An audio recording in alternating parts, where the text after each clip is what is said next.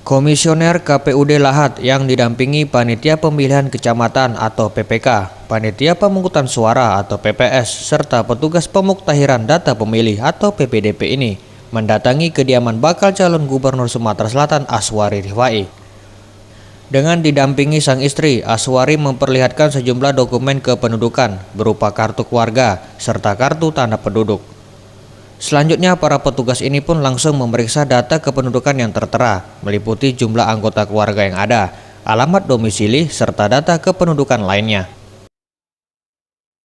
Kedatangan Komisioner KPUD bersama anggota PPK, PPS, dan PPDP ini bertujuan untuk melakukan pencocokan dan penelitian data pemilih yang akan menjadi bahan untuk menetapkan daftar pemilih pada pilkada serentak mendatang.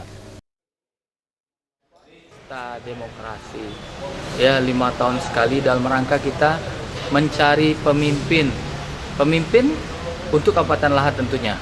Pemimpin yang dicintai dan insya Allah akan mencintai masyarakat Kabupaten Lahat. Jangan sekali-sekali golput. Kedua, dari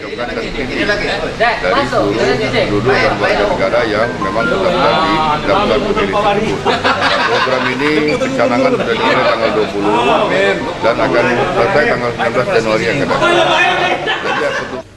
Dalam pelaksanaan coklit data pemilih ini, KPUD Lahat melibatkan sebanyak 110 anggota PPK, 1.131 PPS, serta 736 PPDP yang akan mendatangi rumah warga secara door to door. Zulfikri, Sriwijaya TV.